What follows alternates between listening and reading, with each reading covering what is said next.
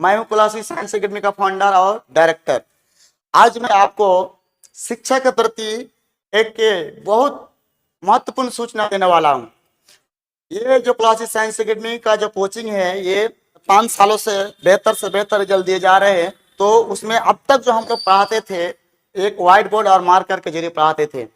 अभी जो है डिजिटल हर कुछ हो रहा है, इसलिए मैंने एक बहुत बड़ा डिसीजन लिया और मैंने क्लासरूम में डिजिटल बोर्ड लगाया, जो आप पीछे देख सकते हैं। सवाल यह है कि साइंस एकेडमी को डिजिटल बोर्ड लगाने की क्यों इतना आवश्यकता पड़ा। जब हम लोग पढ़ाते थे व्हाइट बोर्ड में, तो वहां पे कोई भी मैप, कोई भी डायग्राम, कोई भी चित्र जब बनाते थे तो वो ना ही 3D होता था, ना ही वो कलर प्रिंट होता था, नहीं उसको हम लोग प्रैक्टिकल देख सकते थे। किताब में भी वही हाल था।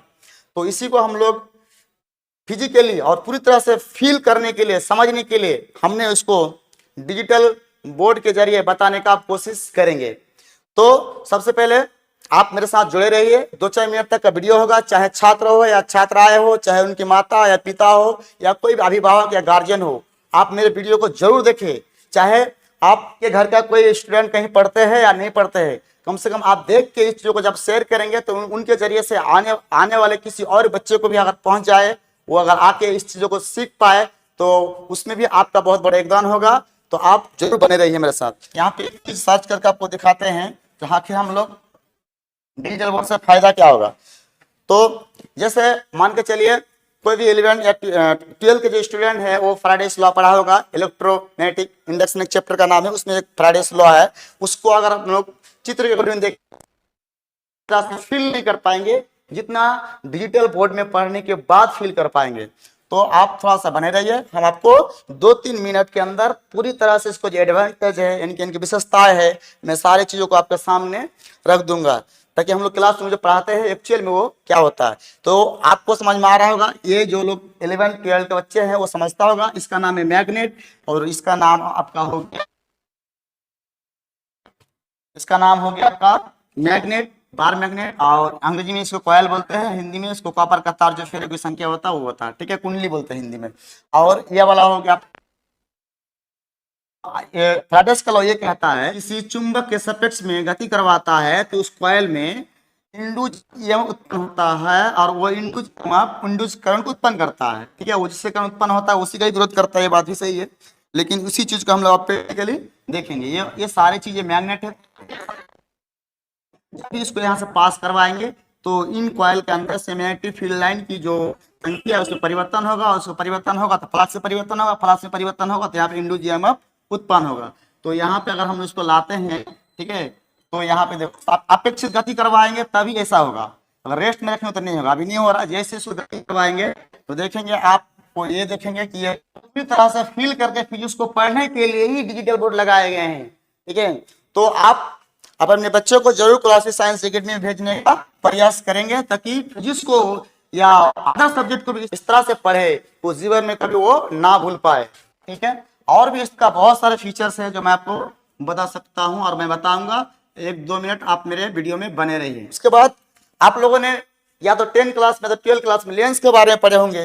तो एक्चुअल में ये लेंस क्या है, ठीक है। तो लेंस एक्चुअल में या तो पावर, या तो प्रकाश को क्या करती है, कन्वर्ज करती है या तो डाइवर्ज करती है। इनके प्रकाश या तो बिखरती है या तो जमा करती है, ठीक है। किसी वस्तु को अनंत पर रखेंगे तो इमेज कहाँ बनेगा, फोकस पर बनेगा, ठीक है। और जैसे जैसे इमेज की ओर क्या करेंगे हम लोग, जैसे इमेज को हम लोग लेंस की ओर जाएंगे तो इमेज भी क्या होगा आपका, देखो उल्टा भी बन रहा है और इसमें बन रहा है। जैसे जैसे नजदीक लेकर आएंगे तो इमेज भी नजदीक आएगा। और आपको ये बात ही पढ़ाया गया होगा, अगर हम लोग ऑब्जेक्ट को फोकस पे रखते हैं तो इमेज कहाँ बनेगा, इन्फिनिटी बनेगा, अनंत पर बनेगा, बन गया। तो किताबी तरीके से रट्टा मारते बच्चों को दिखाते थे बुक से या चित्र से, जो या व्हाइट बोर्ड पर, जो उतना कारगर साबित नहीं हो रहा था जितना होना चाहिए।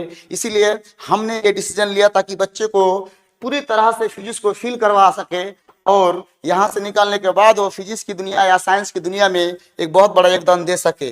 यही मेरा मोटिव है। इसके अलावा बहुत सारे ऐसे चीज है इसके अंदर जो आपको मैं दिखा सकता हूँ, लेकिन ये वीडियो लॉन्ग हो जाएगा। ये इन्फॉर्मेशन वीडियो है, ये कोई टीचिंग वीडियो नहीं है, इस अगर मैं लॉन्ग नहीं कर सकता हूँ।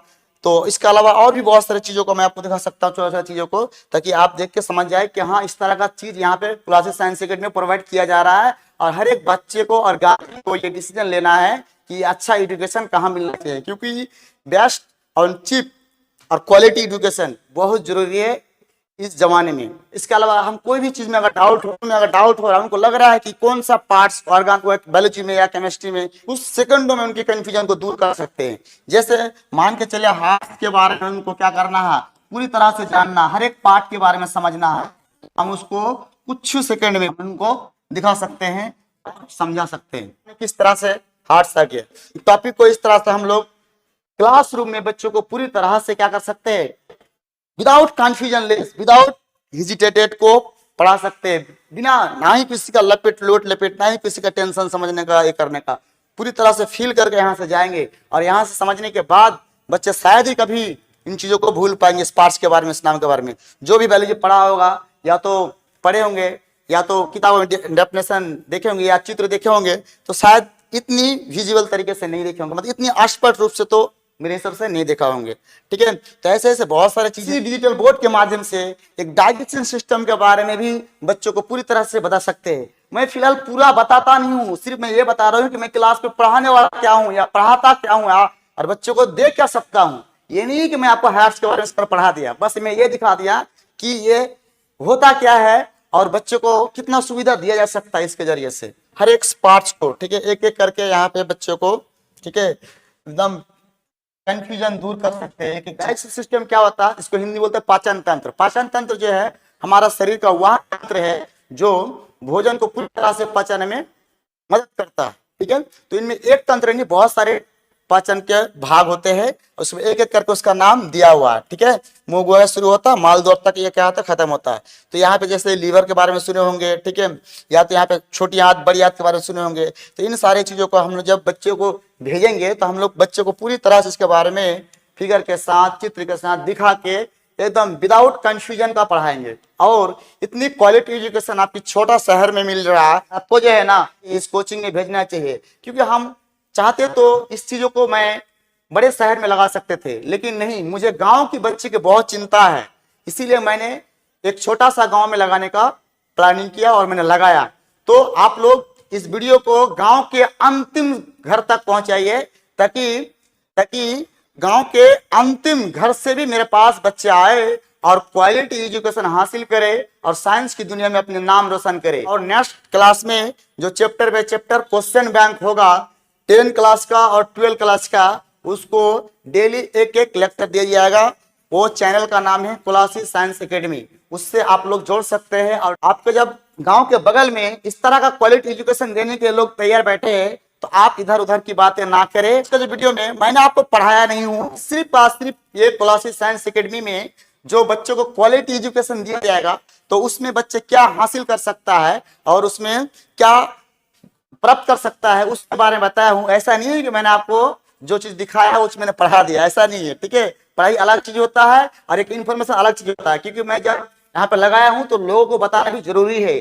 ठीक है, इसलिए मैंने ये इन्फॉर्मेशन वीडियो था और इन्फॉर्मेशन जरिए से मैंने आपको ये बताया हूं कि आप बच्चे जो भेजेंगे, आपके बच्चे जो मेरे क्लासरूम में बैठेंगे, तो कैसे कैसे चीजों को देखेंगे और किस तरह से समझेंगे, तो ये आपको भी जानना जरूरी है।